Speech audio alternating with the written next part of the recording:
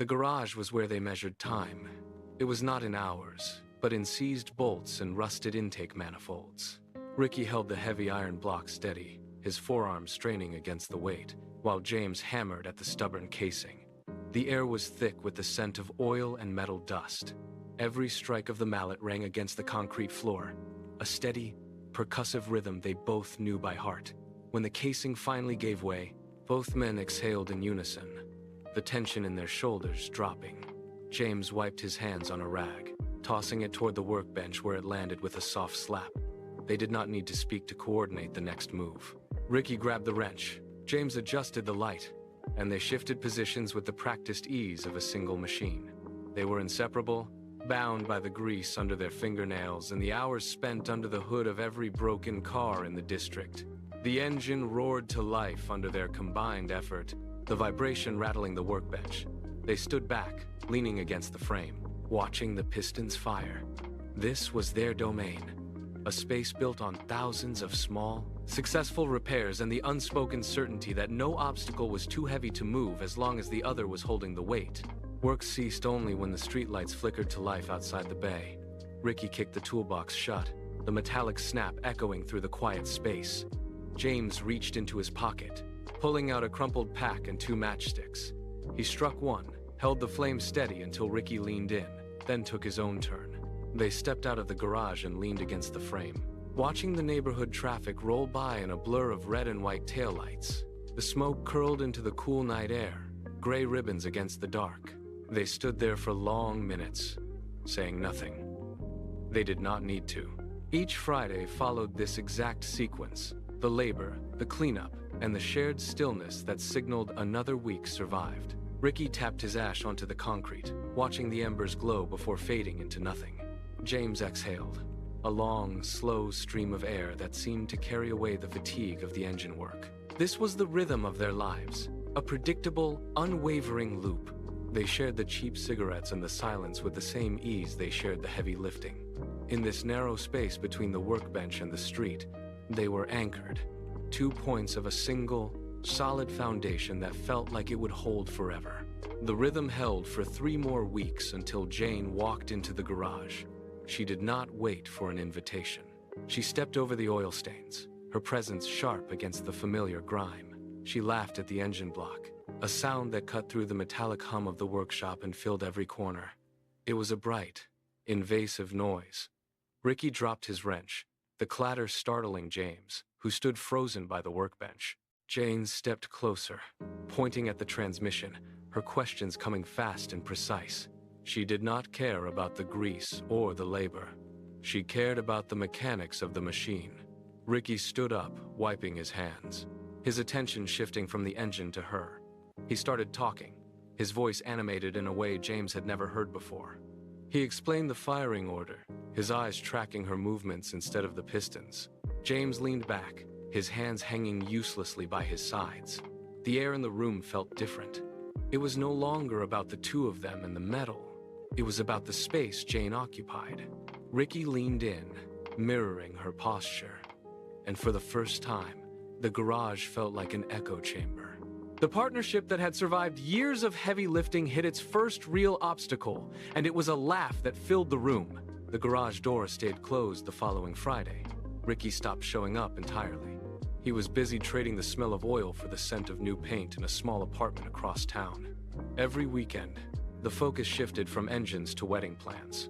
He sold his half of the tools, the metal clanging into the back of a truck as he cleared his space. He moved his life in 3 trips. The transition was clinical and fast. Within 2 months, they were at the courthouse, signing documents that made the change official. Ricky traded his work boots for polished shoes, his evenings for dinners, and his solitary habits for a shared calendar. Jane set the pace, and he matched it stride for stride. He stopped answering the phone when the garage number flashed on the screen, letting it go to voicemail until the habit faded into silence. The life he had built over years vanished in weeks, replaced by a domestic routine that left no room for the old rhythm. He was no longer a mechanic working on a weekend project. He was a husband, building a home that had no place for the grease, the cigarettes, or the man who used to wait for him by the bay door. Ricky lived in the present, but he spoke in the past. At the breakfast table, he would pause with a coffee mug halfway to his lips, his eyes drifting toward the window, and start a sentence with, "James once told me." It happened during dinner too. As he chopped vegetables or cleared the plates, he recounted stories of the garage, framing James as the foundation of his character. He described James not as a friend, but as a brother who had pulled him through every crisis. He painted a portrait of a man who was smarter, faster, and more loyal than any other person he had known. Jane listened at first, nodding along, but the name began to repeat with a frequency that stopped the flow max of their own conversations. Ricky would lean forward, his intensity spiking, and detail how James handled a specific engine failure or how they shared a cigarette in the rain. He spoke of James as if he were currently sitting in the next room, waiting for an invite. Jane watched him, her fork hovering motionless over her plate. The more Ricky spoke, the more the air in the small apartment tightened. He was building a pedestal for a man Jane had never met, and every time he said the name, he drew a line between the life he was living and the life he clearly missed. The brotherly bond became a third, invisible presence in their home. Jane set her wine glass down on the wooden table with a sharp, deliberate click. The sound cut through Ricky's latest anecdote about a midnight engine repair. She did not look at the wall or the window. She looked directly at him, her gaze narrow and unblinking. The stories had become a wall between them, and she was done staring at it from a distance. "Enough," she said, her voice steady but cold. She stood up and walked to the kitchen counter, leaning back against the edge. She wanted to see the man who occupied so much of her husband's mental space. She wanted to hold his gaze, hear his voice, and decide for herself if he was the saint Ricky described or just a ghost. "Invite him," she demanded. Ricky blinked, his mouth parting slightly in surprise. Jane did not wait for his hesitation. She walked to the calendar hanging by the door, grabbed a pen, and circled the upcoming Friday. She tapped the paper twice. "Dinner. Here. 7 o'clock. She turned back to him, her expression unreadable. The challenge hung in the air, heavy and unavoidable. Ricky looked at the circled date, then at Jane, realizing there was no way to keep his two worlds separate any longer. The dinner was set. The days leading up to Friday turned the apartment into a workshop of nervous energy. Ricky scrubbed the floor until his knuckles were raw, moving furniture to ensure the dining room felt exactly like the old garage atmosphere he missed. He wanted the transition to be seamless. He wanted Jane to see the brother he knew. He stood in the kitchen and rattled off more stories, his hands busy with chopping herbs and checking the oven temperature. "James always liked this meal," he muttered, his eyes flickering toward the front door. He tried to bridge the distance, talking faster, hoping the familiarity of the food would soften Jane's sharp gaze. Jane didn't join in. She moved through the rooms with a quiet, efficient precision, setting the table with plates she never used for their regular meals. She kept her distance, placing the silverware with a clinical exactness that felt more like a preparation for an interrogation than a celebration. Every time Ricky looked at her, she was checking the clock. The air in the house grew thin. Ricky stopped talking, the silence between them becoming a physical weight. He wiped his hands on a towel and stared at the front door, waiting for the sound of a knock that would either fix everything or shatter the fragile peace he had built. The grandfather clock in the hallway struck 7. The final chime resonated through the floorboards, barely fading before a sharp, heavy rap echoed against the front door. Ricky flinched. He wiped his palms on his thighs and walked toward the entrance, his boots heavy on the hardwood. Jane stood in the center of the kitchen, her arms folded, watching his back with a calculated, unmoving gaze. Ricky gripped the handle, took a breath that rattled in his chest, and pulled the door inward.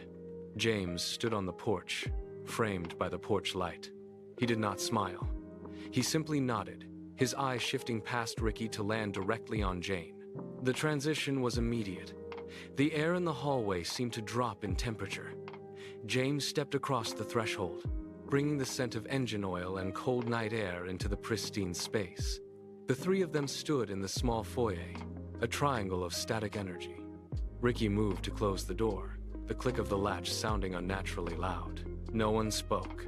James reached out to hang his jacket, his movements slow and deliberate. Jane remained where she was, her eyes locking onto James with an intensity that made the room feel smaller.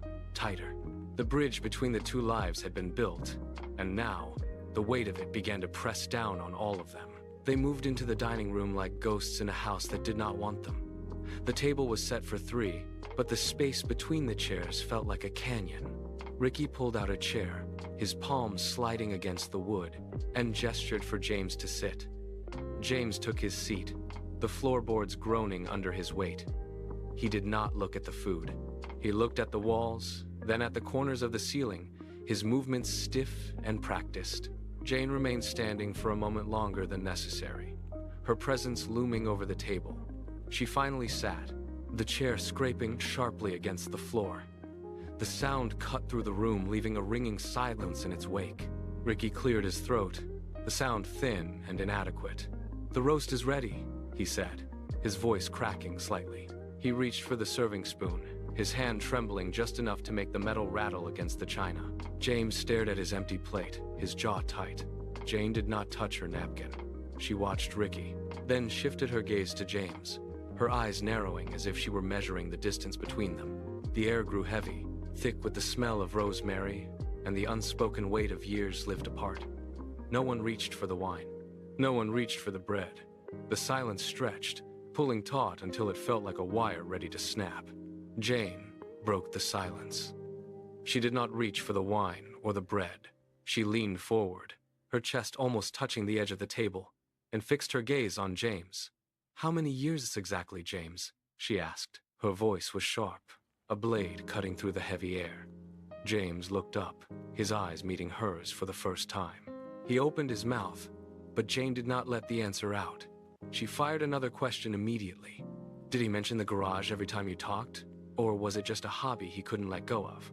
She didn't blink. Her focus was absolute, a steady, unyielding pressure that pushed James back into his chair. He shifted, his fingers gripping the edge of the placemat until the fabric bunched. Jane moved closer, her face inches from his, her eyes scanning his features as if searching for a hidden defect. "Ricky says you were inseparable," she continued, her tone dropping into a low, rhythmic cadence that demanded a reaction. "But stories change, don't they? Tell me what you were really doing all those Friday nights." She leaned further, her presence consuming the space between them. James sat frozen, his jaw locked tight, his breathing shallow. Every word Jane spoke was a calculated strike designed to dismantle the history he shared with Ricky, one question at a time. Ricky sat trapped in the middle of a conflict he did not recognize. He reached for his water glass, but his hand stopped midair. The conversation had become a blur of accusations and sharp, rhythmic inquiries that left no room for him to breathe. He opened his mouth to speak, to offer a defense or a distraction, but Jane turned her head only slightly, her eyes never leaving James, and the words died in his throat. He felt the weight of his own existence shrinking. He looked at his plate, the half-eaten meal suddenly repulsive. He picked up his fork, the metal teeth dragging against the ceramic surface with a harsh, grating screech that echoed off the walls. The sound was meant to stop them. It didn't. James didn't even flinch. He stayed locked in Jane's gaze, his own hands trembling beneath the table. Ricky scraped the fork again, harder this time, a jagged rhythm of frustration. He felt the blood pulse in his temples. He was supposed to be the bridge between them, yet he was nothing more than an observer in his own home. He dropped the fork. It clattered against the plate, a sharp, final report in the stagnant air. He stared at the two of them, realizing that the dynamic he had built was dissolving into something entirely beyond his reach. The silence in the room was heavier than the words. Ricky stood up, his chair legs scraping against the hardwood floor with a sharp, jarring sound. He walked to the kitchen, his movements stiff and mechanical. He pulled the fridge door open, the light spilling across his face, revealing nothing but empty shelves. He stared at the void for a beat too long, his fingers twitching against the metal handle. He did not turn back to look at them. He did not say a word. He grabbed his keys from the counter, the metal jingling as he shoved them into his pocket. He muttered something about a store run, his voice flat and devoid of any real intention. He crossed the living room in 3 heavy strides, his eyes fixed on the front door. He grabbed the handle, pushed it open, and stepped out into the night. The door swung back with a violent thud, latching shut with a finality that echoed through the house. Outside, the street was cold and quiet. Inside, the house settled into a sudden, vacuum-like stillness. The air seemed to thin, leaving only the sound of two people breathing in a space that had just been abandoned. The distance between the couch and the table felt infinite. The latch clicked, a final mechanical sound that sealed the house into a private, pressurized box. The silence did not just exist, it pushed against the walls. James sat on the edge of the couch, his spine rigid, staring at the space where the door had been. He counted 3 heartbeats. Then, he shifted. He leaned his weight back into the cushions, the leather groaning under the sudden move. It was a small sound, but in the stillness, it carried the weight of a confession. Jane remained at the table for a moment longer, her fingers tracing the rim of her glass. Then she stood. She moved toward the living room, her steps muffled by the carpet. She did not look at the door. She looked only at James. When she reached the couch, she did not take the armchair. She sat on the sofa, right beside him. The fabric dipped under her weight, pulling them toward a center point. She turned her body, angling her shoulders until she was facing him fully. The air between them grew dense, charged with a static intensity that made the room feel suddenly smaller. James looked up, his gaze meeting hers, and the distance that had defined the entire evening simply ceased to exist. Jane sat on the sofa, the space between them now measured in inches. She did not hesitate. She reached out, her hands sliding forward until her fingers brushed against his knee. The touch was light, deliberate, and final. James did not pull away. He held his breath, his eyes fixed on her face, watching the muscles in her jaw tighten. Jane leaned in, shifting her weight until her shoulder pressed against his chest. The air in the room felt heavy, vibrating with the sudden shift in momentum. She tilted her head, closing the last of the gap. James met her halfway, his hands coming up to grip the back of the sofa, grounding himself against the sudden surge of movement. They collided, the initial contact sharp and frantic. The quiet of the house was replaced by the sound of shallow, jagged breathing. There was no hesitation, no pause for thought. They moved with a desperate rhythm that ignored the history of the room. Their lips met in a frantic, hungry motion, erasing the last traces of caution. The world outside the living room ceased to matter. Every movement was immediate, driven by a raw, physical urgency that filled the space as they tangled together on the cushions, lost in the act. The rhythm of the room was entirely internal, a locked loop of movement and breath. They were oblivious to the house itself, the walls, the hallway, and the front entrance. On the sofa, the motion was continuous, a frantic tangle of limbs and sudden, sharp movements. Then, the sound cut through the air. It was a sharp, metallic click. The handle of the front door rotated, the brass mechanism grinding against the strike plate. The door swung inward. The change in the room was instant. The light from the hallway spilled across the hardwood floor, cutting a long, bright path into the dim living area. Ricky stepped over the threshold, his boots heavy against the wood. He carried the weight of the store run in his hands, his fingers curled tight around the plastic. He walked 3 steps into the foyer and stopped. The movement in the room did not stop immediately, but the energy shifted. Ricky stood still, his gaze fixed on the sofa. He did not blink. He did not speak. The silence that had been filled with frantic breathing now stretched thin, vibrating with the sudden, impossible reality of what he saw. He remained in the center of the room, his body rigid, his eyes locked onto the 2 figures caught in the light. The impact of the plastic rings against the hardwood floor sounded like a gunshot in the confined space. The sharp, clattering noise rippled through the room, cutting through the heavy air. Jane recoiled as if struck. She yanked her arms back, her body twisting away from the sofa cushions in a single, jerky motion. Her face strained of all color, the blood retreating beneath her skin until her features looked stark and pale against the dim lighting. She did not look at James. She kept her gaze fixed on the floorboards, her shoulders hunching forward as she hugged her own midsection. The silence that followed was not the quiet of a calm house. It was a dense, suffocating pressure. James remained motionless on the edge of the sofa, his hands resting uselessly on his thighs. He stared at the empty space between them. his chest rising and falling in jagged, uneven intervals. Ricky did not move. He stood anchored to the spot, the remaining beer cans heavy in his grip. The light from the hallway caught the fine sheen of sweat on his forehead. Nobody blinked. The only sound was the faint, rhythmic ticking of a clock in the hallway, counting off the seconds while the weight of the moment settled into the very structure of the room. Ricky stood in the center of the foyer, his frame vibrating with a tremor that started in his boots and traveled upward. His hands gripped the plastic carrier so tightly that the white of his knuckles stood out against the dark packaging of the cans. He did not look at the floor anymore. His eyes remained locked on the space where he had seen them just seconds before. The air in the room seemed to thin, making every breath a jagged, audible effort. Ricky took a single, heavy step forward. The floorboards groaned under his weight, a sharp sound in the stillness. He lifted his right arm, his muscles tight and corded, and extended his index finger. It was not a gesture of warning. It was a physical line drawn in the air. His arms shook with the intensity of his restraint. He kept his gaze fixed on the doorway, his chest heaving as he fought to regulate his breathing. Every muscle in his body was coiled, a reaction to the sudden, violent shift in his reality. He stood there, a statue of disbelief, his fingers steadying as he aimed it toward the exit. The silence was no longer empty. It was heavy with the weight of the moment, pressing against the walls of the room as he prepared to speak. Ricky opened his mouth, but the air caught in his throat. He swallowed hard, his Adam's apple bobbing with the effort of forcing breath through a restricted airway. He tried again, his vocal cords clicking into place. The sound that escaped was not a shout.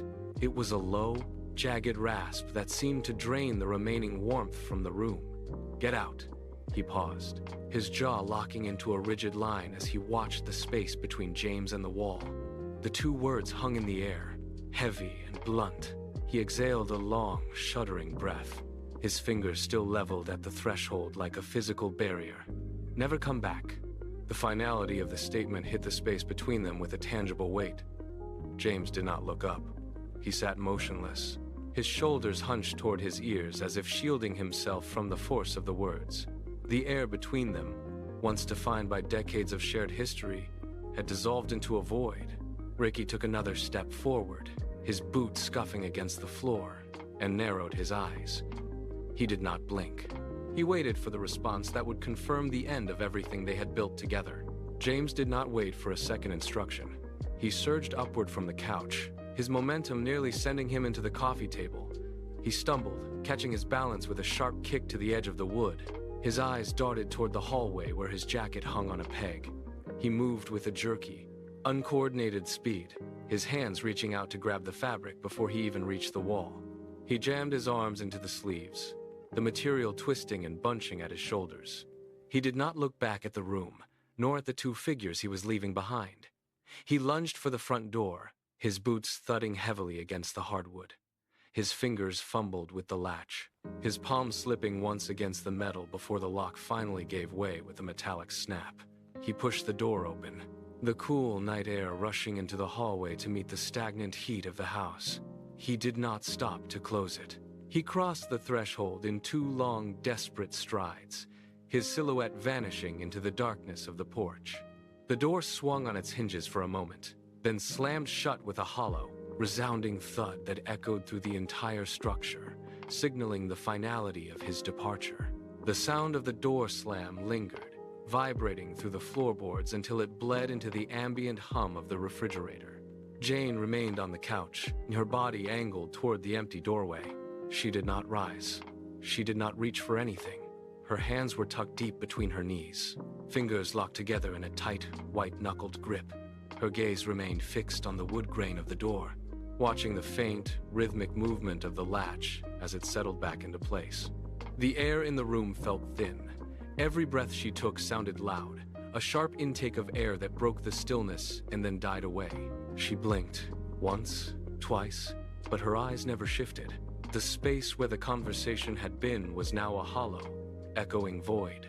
Outside, the world continued, but inside, the walls seemed to close in, pressing the silence into the corners of the room. She stared at the empty threshold until the light began to fade, her stillness absolute, a monument to the wreckage surrounding her. There was nothing left to say. There was no sound left to make. The house had stopped breathing, and in that vacuum, she waited for a tomorrow that held nothing but the weight of the silence.